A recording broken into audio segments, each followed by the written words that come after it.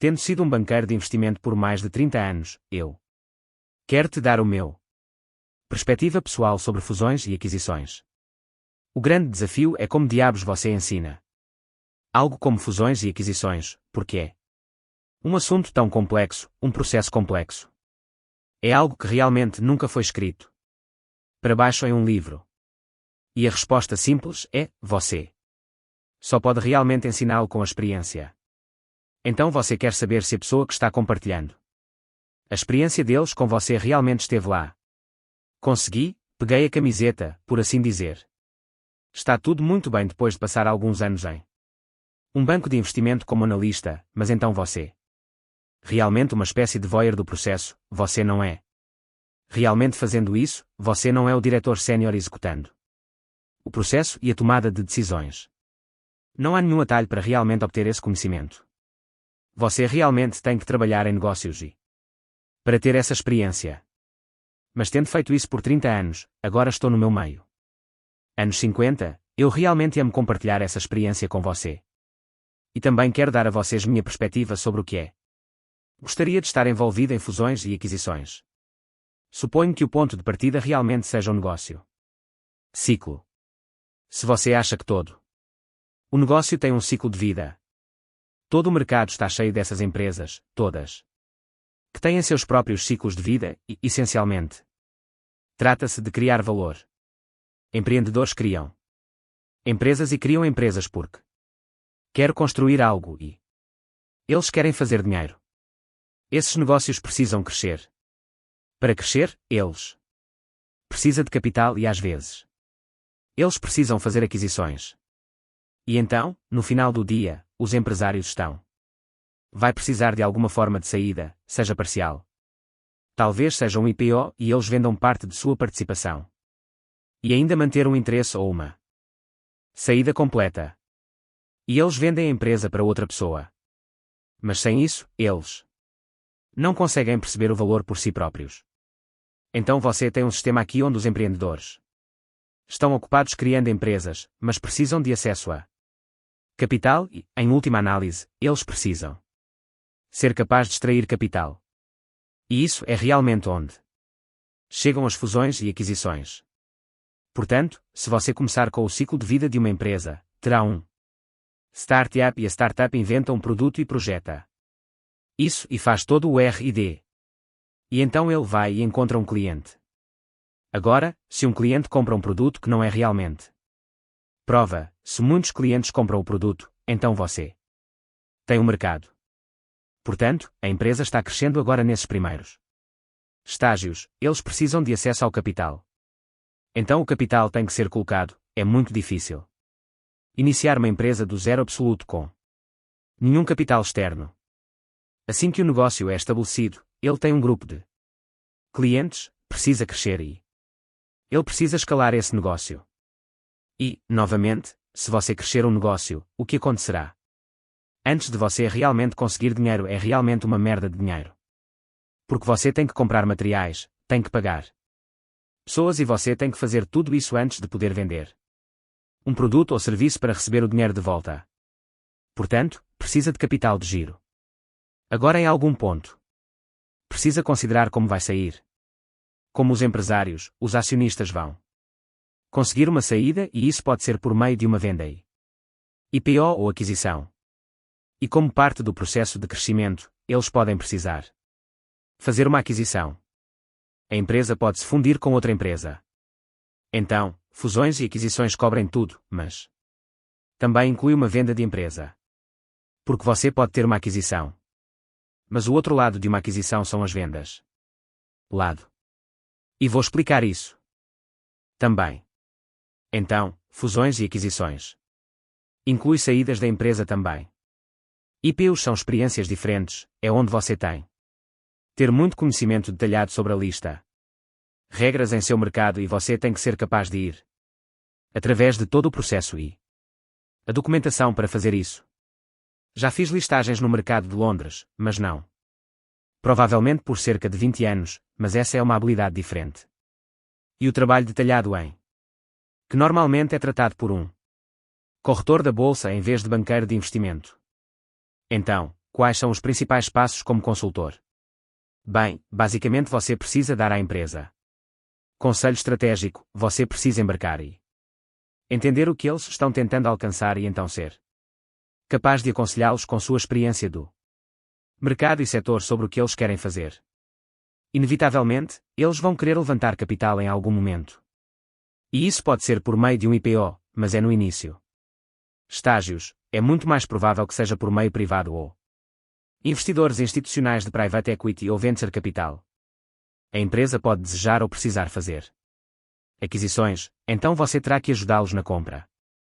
Lado para encontrar empresas para comprar e organizar todos isso e obter o financiamento para isso. E então, de uma perspectiva de vendas, você precisa ajudar para perceber seu investimento e isso pode ser através de uma saída completa ou trabalhando com um corretor da bolsa para conseguir um IPO. Agora vamos dar uma olhada em alguns dos participantes do mercado de fusões e aquisições. Ecossistema e não vou focar aqui nas empresas. Obviamente, as empresas estão no centro da ecossistema, mas do ponto de vista consultivo, de a perspectiva de M&A. Jogadores que estão fazendo o processo acontecer, você obteve os bancos de investimento que podem ou não ter uma função de corretagem de ações dentro deles. Antigamente, essas duas funções eram separado. Realmente a partir do final dos anos 80, o que pode parece história para você, mas não é para mim. Então, eles se tornaram muito mais integrados. Então você tem os bancos de investimento, você tem empresas de contabilidade e auditoria que realmente lidam com o devida diligência financeira e o lado contábil das negociações. Você tem os advogados que lidam com o devido diligência e a documentação dos negócios. E então você tem as empresas de consultoria que podem ou pode não estar envolvido. Quanto maior a empresa do cliente, maior a probabilidade de estará envolvido. Eles são muito úteis do ponto de vista estratégico, do ponto de vista da devida diligência e também de um ponto de vista internacional, porque muitas vezes eles têm escritórios internacionais. Se você é um consultor de banco de investimento, você realmente precisa ter um foco setorial. É um mercado muito amplo, a menos que você está operando realmente na extremidade minúscula para ser um generalista hoje em dia, essa é a minha opinião firme. Portanto, concentro-me no setor de tecnologia. Então você precisa entender o setor, quem são os jogadores. Quais são os diferentes subsetores, como a tecnologia. Setor está estruturado e organizado, quais são as tendências. O que está impulsionando o crescimento do setor, o que tecnologias são novas, quais regulamentações estão chegando. Quem são os principais jogadores, o que é quente, o que fazer. As pessoas querem investir. E então você precisa ter uma boa compreensão de como você valoriza empresas do setor e diferentes setores têm métricas diferentes e às vezes diferentes técnicas diferentes porque a forma de valorizar uma empresa imobiliária é muito diferente de valorizar uma startup de tecnologia. Vamos dar uma olhada no setor, focar um pouco mais detalhadamente. Você precisa entender a paisagem e o ecossistema de negócios. Então, quem são os jogadores no mercado? Você precisa saber quem são os líderes de mercado. Você precisa saber qual do crescimento. Empresas, que são os disruptores e, francamente, vocês quem são os alvos. Quem são as empresas que poderão ser vistos como alvos de aquisição para seus clientes. E, claro, você pode colocar qualquer empresa de sua propriedade por uma empresa de private equity ou VC nessa lista. Você precisa saber a propriedade das empresas. Empresas públicas são muito fáceis, mas identificar empresas privadas. Empresas, dependendo de quais mercado geográfico em que você está. Nós e o Reino Unido são relativamente fáceis, em alguns mercados europeus. As informações difíceis são mantidas com mais firmeza. Você também precisa saber quem é todo o capital de risco e participantes de private equity no mercado e quais empresas que eles possuem e quando os compraram e, portanto, quando é provável que eles saiam deles. Então, você precisa ter algum entendimento do estratégias das empresas no mercado. Eles são adquirentes ou consolidadores? Eles estão crescendo? Empresas ou são alvos? E você só precisa olhar para sua história recente para ver em qual desses grupos eles se enquadram. Se você é um consultor, também precisa ter uma boa ideia do histórico de negócios no setor, quem fez o que em o passado e é por observando quem está fazendo o que a quem. Então você pode começar a identificar possíveis oportunidades de uma perspectiva consultiva. Mas é uma imagem complexa porque há empresas que estão arrecadando dinheiro o tempo todo. Existem empresas que são sendo iniciado o tempo todo. Existem empresas que estão fazendo aquisições todas o tempo e suas empresas que estão saindo o tempo todo. E se uma empresa passa de uma empresa privada para uma empresa pública por meio de um IPO? Bem, agora temos um papel que está listado publicamente que eles pode usar para aquisições. Então, de certa forma, eles conseguiram uma saída, mas eles metamorfoseado em um tipo de empresa que eles podem. Agora vá em frente e torne-se um cliente de aquisição. Você precisa entender quem está financiando os negócios. Porque você precisa saber que os negócios são financiáveis. Você também precisa ter um bom derrame nacional. Perspectiva internacional porque não é mais bom o suficiente apenas para entender o que acontecendo em seu mercado. Você precisa saber quais empresas estão chegando do exterior para entrar em seu mercado ou você precisa tenha uma perspectiva sobre as empresas em seu mercado que querem ir para o exterior e, idealmente, você os ajuda com ambos. Como conselheiro. Qual é a questão-chave? Bem, a questão-chave é porque eles deveriam contratá-lo e você tem o problema da IBM. Dilema de derrame aqui, porque ninguém nunca foi demitido por comprando da IBM. Portanto, há uma tendência de os clientes correrem para o grande empresas de suporte protuberante, que podem ou não contratá-las. Mas, de certa forma, se você não está em uma empresa muito grande, então tem que ser capaz de conquistar sua posição competitiva. Muito claramente para demonstrar o porquê eles deveriam estar contratando você. Então você precisa de um histórico. Você precisa ter feito negócios, você precisa ser capaz de demonstre sua experiência tanto em fusões e aquisições. Processo, mas também no setor. Você precisa da capacidade de originar negócios. Você precisa ser capaz de pensar e chegar a boas ideias sobre empresas que podem ser adquiridas para o seu cliente e, claro, você precisa ser muito claro sobre como você vai ser pago, se você toma um retentor, se você não vai trabalhar em um apenas com base no fato de você ser pago por etapas, seja o que for. Mas você precisa ser muito claro quais são seus termos e as condições do negócio são. Então, se você assumir essa posição e disser, bem, ok. Tenho que identificar clientes em potencial. Agora sou o consultor de banco de investimento e acho sobre meu próprio marketing para meu próprio negócio. Portanto, preciso ser capaz de identificar os compradores. Preciso ter relacionamentos e contatos com os vendedores. Preciso conhecer todos os principais investidores financeiros em meu setor. Você precisa saber quem está fazendo negócios, quem tem o dinheiro, para o qual as empresas têm dinheiro. Fazer negócios e criticamente você precisa construir relacionamentos com os tomadores de decisão. Então, vamos falar sobre algumas das habilidades de esboço. Obviamente, você precisa ter um bom entendimento do processo de M&A e você precisa se diferenciar nesse entre o lado da compra e o lado da venda. Então, se você está do lado da compra, está agindo para um cliente. Quem quer fazer uma aquisição? Se você está do lado da venda, está agindo por um cliente que quer vender sua empresa do outro lado daquele aquisição. Você precisa ser capaz de lançar, você precisa sair e comercializar e apresentar-se e persuadir um cliente a contratá-lo. E você precisa ter termos de engajamento muito claros para o seu cliente. E isso normalmente é na forma de um detalhado carta de noivado, que pode ter várias páginas. E muitas vezes várias páginas de apêndices adicionais com material clichê sobre eles. Então, você precisa ser capaz de se apresentar e a sua termos e condições muito claramente. Vamos falar agora sobre processos do lado da compra. Essencialmente, agora fui contratado por um cliente para fazer aquisição para esse cliente. A primeira coisa que preciso fazer é revisar o setor e identificar alvos para esse cliente. Esses alvos Devem estar disponíveis. É muito bom fazer um exercício de papel.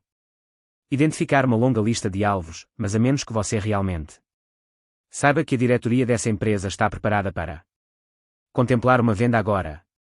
Não adianta falar com eles agora, se eles estão falando sobre uma venda em 2 anos.